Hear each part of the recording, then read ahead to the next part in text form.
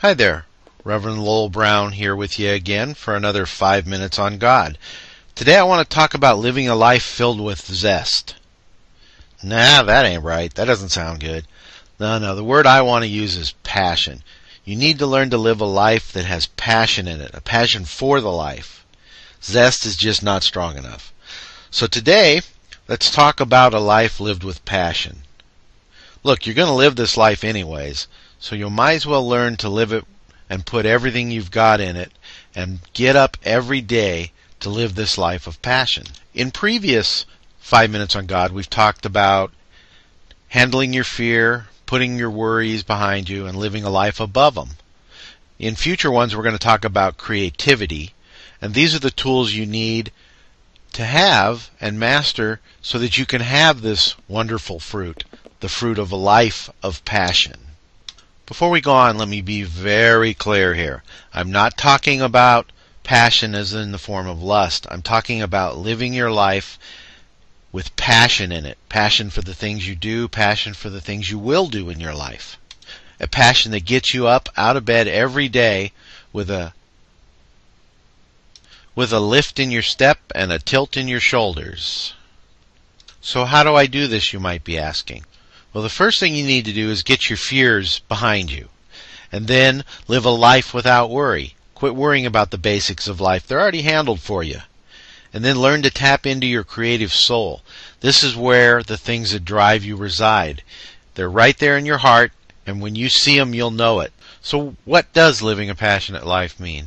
To me, it means living a life where I can unleash my creativity and love into the world, helping others reach out and find this in themselves, and to be able to do this from a position of freedom and servitude. No, they are not conflicting. We'll talk about this later. Is there something in your life that makes you passionate? This is the point where you have to participate. You need to know what makes you passionate, what's going to get you up every day with drive and passion. It's time for you to take a little time out of your life, sit down, and find out what drives you. While you're finding what drives you, I'd like you to remember one thing. Big things bring big passion. Small things don't. Things like make more money, get a new car, that's not going to drive you to get up. That might drive you for a couple of weeks, and then you'll just get back down. Passion comes from things that truly make a difference, and they need to make a difference to you. Where those come from are your heart.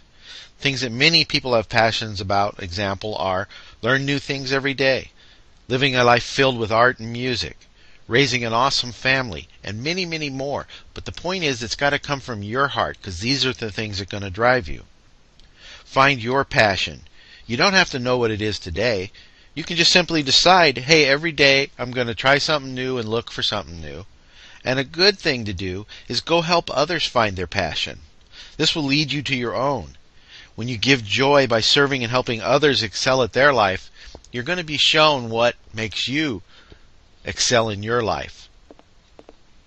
In the Bible, Jesus speaks many times about asking and you will receive. Ask God and you will receive. An example is John 14:13 through 14. You can ask for anything in my name and I will do it, so that the Son can bring glory to the Father. Yes, ask me for anything in my name and I will do it. Well, that's a pretty clear statement. But what I want to ask you about when you do this is to remember, small requests bring small results. So don't go little, go big. Create big dreams. Create the passionate life that God wants you to have. So bring God and Jesus first into your life and leave the daily worries behind you so that you can go out and live with passion, because God wants you to be a shining example of His glory. So help Him. Create that passionate life. Leave the fear behind. Don't worry about today and go live a passionate life, helping yourself and others live passionate life. Well, that's another 5 minutes with God here with Reverend Lowell Brown, and I want to say thanks for viewing, and we'll see you on the next one. Bye-bye.